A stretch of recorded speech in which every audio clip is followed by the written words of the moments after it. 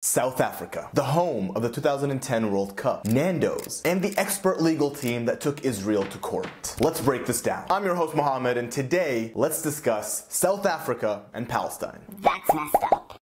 When South Africa took Israel to the International Court of Justice and accused them of genocide, many people started wondering, why?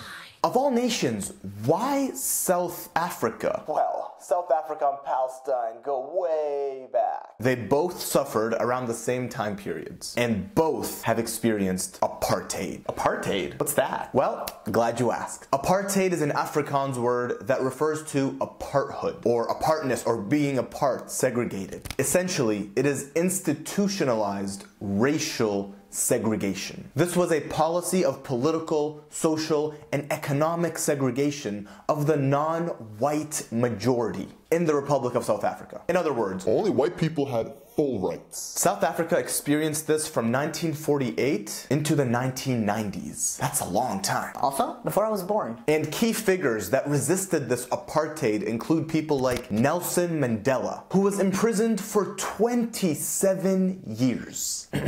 Come closer. 27 years of imprisonment throughout his life and accused of being a terrorist until apartheid was brought down and then he became president. Crazy how the world works, eh? Palestine, on the other hand, also had its own catastrophe in 1947-1948, known as the Nakba, the mass catastrophe, the mass ethnic cleansing, whereby over 700,000 Palestinians were kicked out of their homes, ethnically cleansed out of their homes. They were kicked off their land, and tens of thousands of Palestinians were genocided. 700,000 Palestinians are forced into exile. It's the Nakba. And of course, hundreds of villages and towns were leveled to the ground by none other than Israel. Since then, Palestinians have been living under occupation. Wait, Israel would never do that. It's the most moral army in the world. Since then, Palestinians have been living under occupation and constant ethnic cleansing. And surprise, surprise, Israel has also imposed apartheid on Palestinians living under occupation. It just keeps getting better and better, doesn't it? Because why not, right? Yes, the same apartheid that happened in South Africa, if not even worse. And this apartheid is based on Jewish supremacy because Israel wants to be an ethno-nationalist state. In other words, a Jewish supremacist state. And this is not just me or Palestinians calling out this apartheid. Human rights organizations have called out this apartheid that Israel has imposed on Palestinians. Organizations like Amnesty International, even Israeli organizations like B'Tselem have called out Israel's apartheid on Palestinians. South African icons like Nelson Mandela said this: "We know too well that our freedom is incomplete without the freedom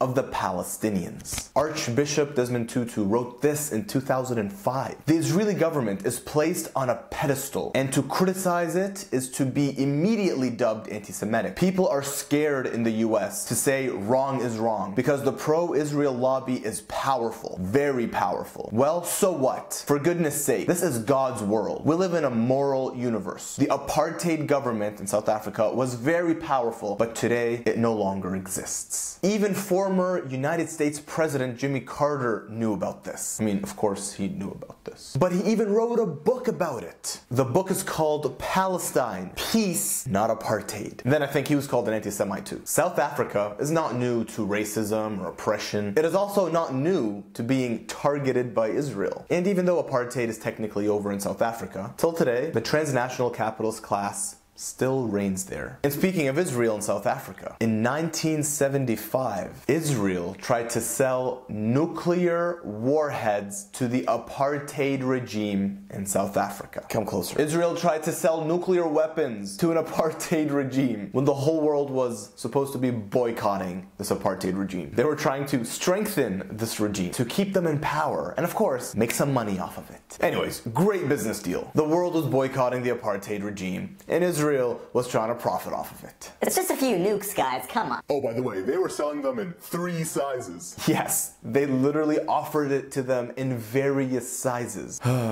It's like they were trying on a pair of shoes or something. We don't have a size 9, but we can give it to you in a 10, 11, or 12. We might have a 7. So, with all of that being said, South Africa has plenty of reasons to hold Israel accountable in the ICJ. And quite frankly, South Africa did what the rest of the world was reluctant to do: attempt to hold Israel accountable on the world stage and accuse them of what the world has been seeing in HD, committing a genocide. South Africa is in fact the best third party that is impartial in exposing the reality and documenting the evidence on what is considered the most reputable world stage. And on January 26th, the International Court of Justice ruled to proceed with the genocide case. And sadly, much of this could have been avoided, prevented, had the US and its allies not consistently used their veto powers at the UN to prevent Israel from being held accountable. And since the ICJ ruling, Israel has not slowed down its genocide,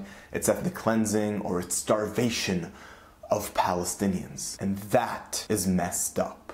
That's messed up.